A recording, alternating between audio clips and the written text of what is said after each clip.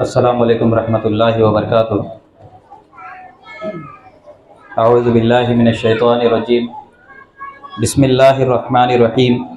وَاعْلَمُوا أَنَّمَا أَمْوَالُكُمْ وَأَوْلَادُكُمْ فِتْنَةٌ وَأَنَّ اللَّهَ عِندَهُ أَجْرٌ عَظِيمٌ۔ صدق اللہ العظیم۔ اللہ رب العزت قرآن مجید میں فرماتا ہے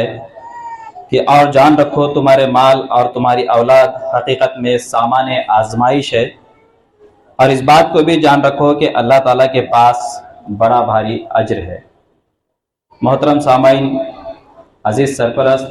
اور میرے پیارے طلبہ، آپ تمام بہت دیر سے یہاں پر تشریف فرما ہیں اور طلبہ کے پرفارمنس کو آپ جب سے دیکھ رہے ہیں، اور ہماری طرف یہی تھی کہ اسکول کے اندر پڑھنے والے جو طلبہ ہیں وہ قابل بنے۔ تو اس کوشش کے لیے ہم نے بھی اپنے طرف سے پہل کی ہے کہ یہاں پر تعلیم حاصل کرنے والے طلبہ کا معیار بلند ہو، قابل ہو، اور اپنے بچے جب قابل ہونا ہے تو ان کے لیے ان کے اساتذہ بھی قابل ہونا لازمی ہے کہ بچوں کی قابلیت کا اظہار یہ اساتذہ کی قابلیت کو ظاہر کرتا ہے۔ اسی لیے ہم تمام کو یہ چیز سمجھنے کی ضرورت ہے کہ آج ہم جس راہ سے گزر رہے ہیں، ہم جس دور سے گزر رہے ہیں، اس دور کے اندر ہمارے والدین کی ذمہ داری ہمارے بچوں کے متعلق کیا ہونی چاہیے اور ہم اس کو کس طریقے سے بخوبی نبھانا چاہیے۔ تعلیمی نظام اگر ہم یہاں کا دیکھیں گے یا پھر حالات جو آج چل رہے ہیں ان تمام چیزوں کو دیکھیں گے تو ہم کتنے زیادہ بچوں پر فوکس کرتے ہیں، کتنا توجہ دیتے ہیں، یہ ہم کو سمجھنا ہے۔ چونکہ اس علاقے کے اندر ہم کو اسکول کے لیے قدم رکھنے کا مقصد ہمارا یہ نہیں تھا کہ ہم صرف تجارت کریں اور پیسہ کمائیں۔ ظاہری بات ہے کہ آج ایجوکیشن کو بزنس بنا دیا گیا ہے، اس میں کوئی دو رائے نہیں ہے۔ اگر کوئی یہ کہتا ہے کہ اسکول اگر بزنس نہیں ہے تو وہ جھوٹ ہے۔ اگر اسکول بزنس نہیں ہے تو فیس کاؤنٹر بند کر دینا چاہیے، پھر قوم کی خدمت کرنا چاہیے۔ لیکن یہ بات بھی میں دعوے کے ساتھ کہتا ہوں کہ آپ سے جو فیس لی جا رہی ہے ہم اس کو یہ جانتے ہیں کہ یہ فیس ہمارے لیے حلال ہو، کم از کم اتنا تو بچوں کو تعلیم دی جائے۔ اور جو پیرنٹس رات دن سرپرست محنت کر کے اپنے بچوں پر تعلیمی اخراجات جو لگا رہے ہیں، کم از کم ان کے اخراجات تو بھی ان کے بچوں کے اوپر قبول ہو۔ لیکن اس کے لیے شرط ہے کہ اسکول کا انتظامیہ بھی تڑپ رکھتا ہو اور خود ماں باپ بھی اپنے بچوں کو کچھ بنانے کی کوشش کرتے ہیں، تب جا کے یہ ٹرین پٹری پر چل سکتی ہے، ورنہ یہ چیز ممکن نہیں ہے۔ اس کے لیے ہم نے کوشش کی ہے کہ اچھے سے اچھے اساتذہ کا انتخاب کر کے بہتر سے بہتر تعلیم نظام یہاں پر قائم کیا جائے۔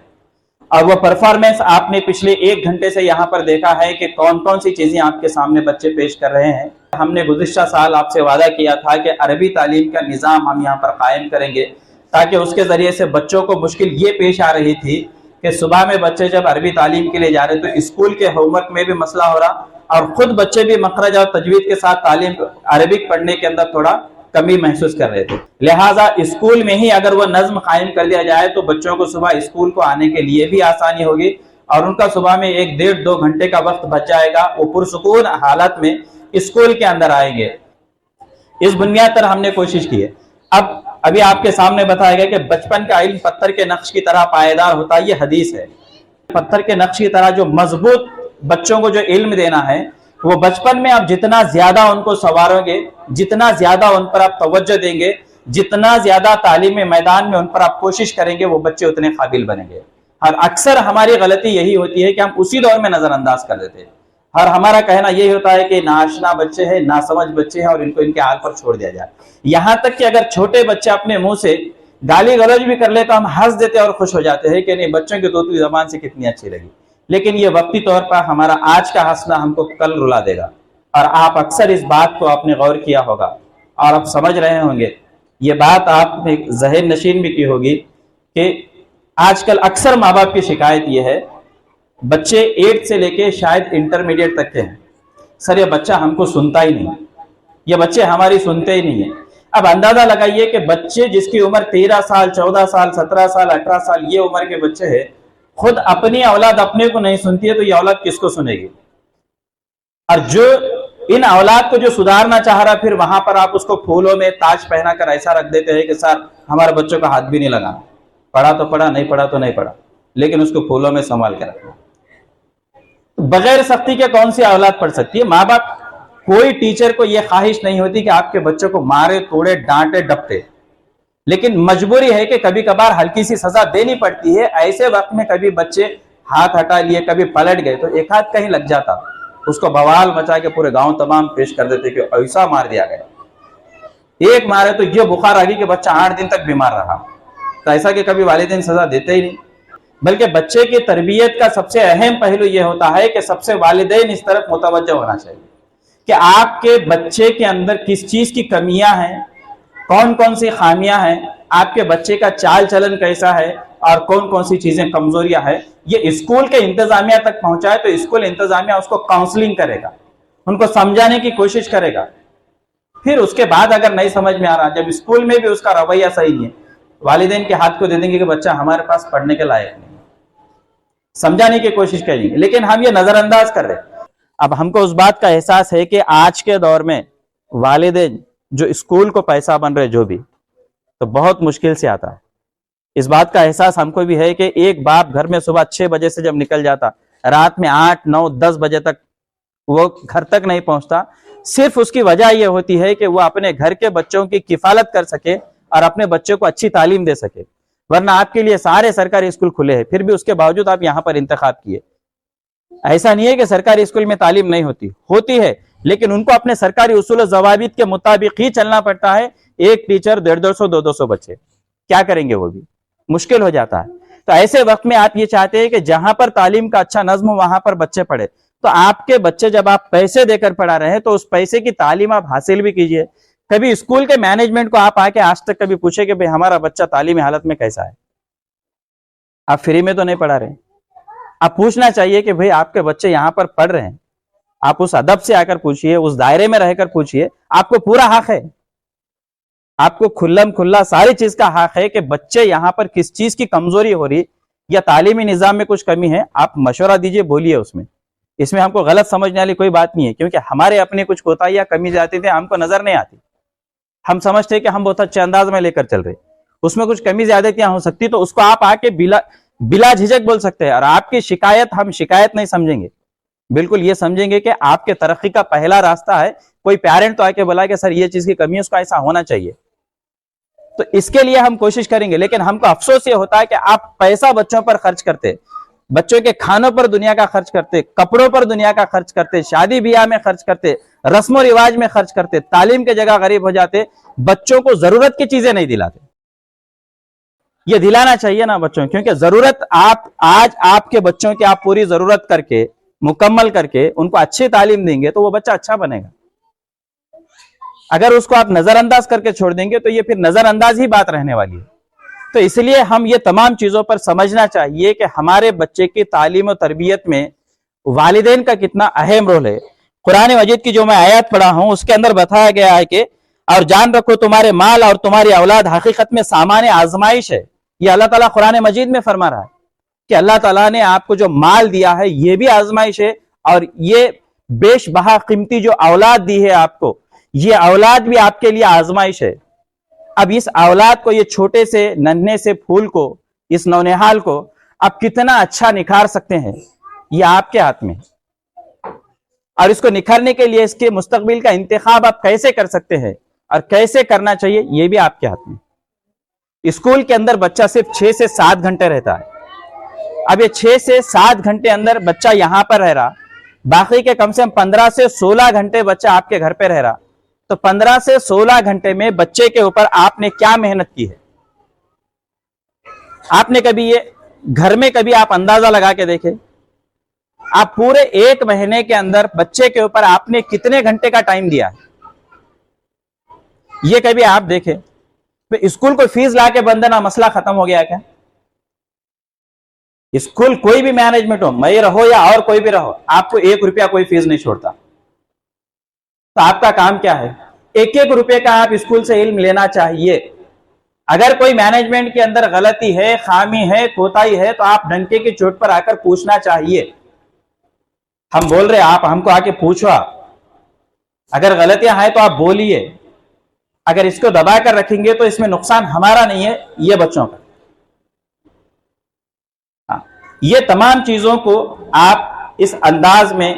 لے کر چلیے کہ آپ کے یہ نونہال مستقبل میں آپ کے بڑھاپے کا سہارا بن سکے۔ تو اسی لیے آپ کو تعلیمی نظام پر بچے کو وقت دینا چاہیے۔ کم از کم روزانہ بچہ جب اسکول سے گھر آ گیا تو اسکول والوں نے کیا ہوم ورک دیا بچوں کو، پڑھنے کے لیے کیا دیا، لکھنے کے لیے کیا دیا، بولنے کے لیے، سمجھنے کے لیے کیا چیزیں دی ہے، پھر بچہ روزانہ ہوم ورک کر رہا ہے یا ٹیچر بھی چیک کر رہے یا نہیں کر رہے، پھر اس کے اندر کچھ ہو سکتے، کیونکہ 30 35 40 بچے رہتے، 1 گھنٹے کے اندر ٹیچر کبھی جلدی میں دیکھتے کچھ غلطی ہو سکتی، انڈر لائن کر کے آپ بتائیے میڈم کل ایسا ہو گیا، آپ تصحیح کر لیں گے اس میں۔ اگر آپ بھی نہیں دیکھیں گے، بچے ویسے ہی چلتے رہیں گے، تو اس کے اندر بہت ساری چیزیں ہیں جو نقصان آپ کو ہونے والا ہے۔ تو اس لیے یہ تمام چیزیں جو آپ کو اللہ تعالیٰ نے اتنی اچھی اولادوں سے نوازا ہے، قیمتی چیزیں دی ہے، آپ کو جو سرمایہ دیا ہے، اس کا اچھی جگہ استعمال کر کے ان بچوں کی اچھی تعلیم و تربیت پر آپ کوشش کیجئے۔ اب اس کے بعد میں آ رہا ہوں کہ ہمارے اسکول کے اس تعلیمی نظام پر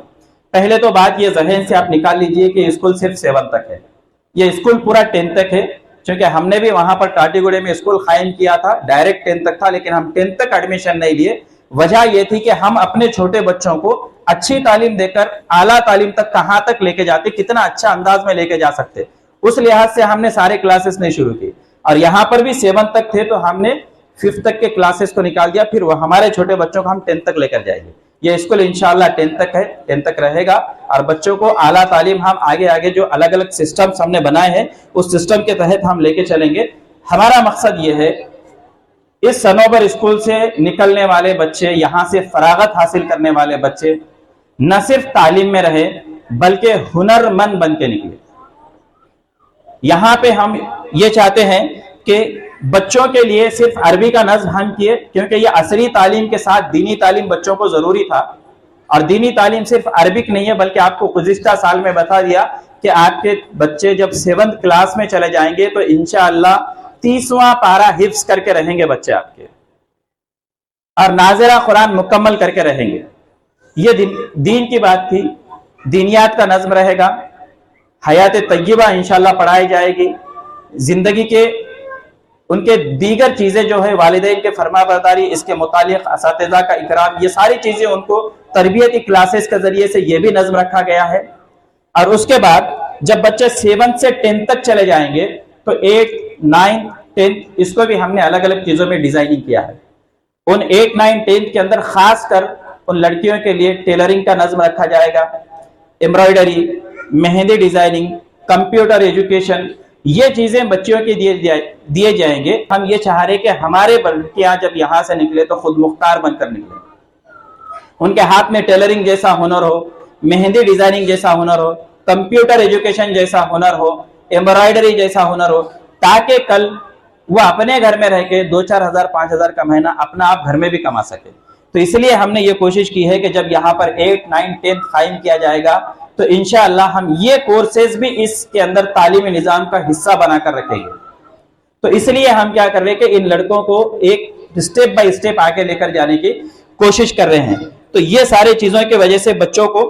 بہت سارے ان کے اندر تبدیلی آئیں گے۔ بچے 10th کلاس پڑھ کے اپنا SSC کا سرٹیفکیٹ لیں گے تو یہاں سے پھر مختلف قسم کے ہنر سیکھ کر بھی یہاں سے وہ آگے بڑھیں گے۔ تو یہ بنیاد ہم نے یہاں پر رکھی ہے۔ جس طریقے سے آپ اپنے بچوں کو ابھی آپ نے تعلیمی مظاہرے کے اندر دیکھا کہ وہ کتنا آگے بڑھ رہے،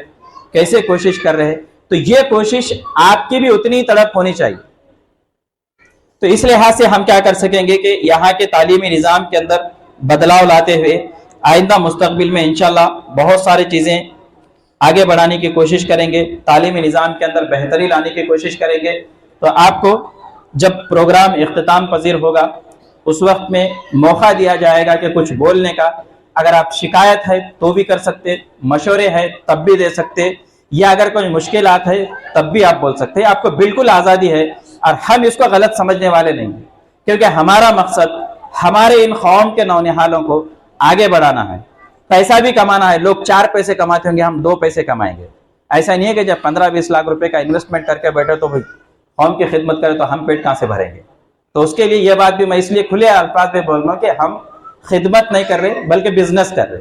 اور یہ بزنس ایمانداری کے ساتھ کر رہے، آپ سے پیسہ لے رہے، ہم کو جتنا سمجھتا اتنا حلال کرنے کی کوشش کر رہے، اگر اس میں کمی زیادتی ہے تو آپ بول سکتے ہیں، کیونکہ یہاں پہ پکڑ یہاں تک صحیح ہے لیکن وہاں پہ بچنے والا کوئی نہیں ہے، اس لیے جو کچھ فیصلہ حساب کتاب سب یہیں پر ہونا چاہیے۔ واخر دعوانا الحمدللہ رب العالمین۔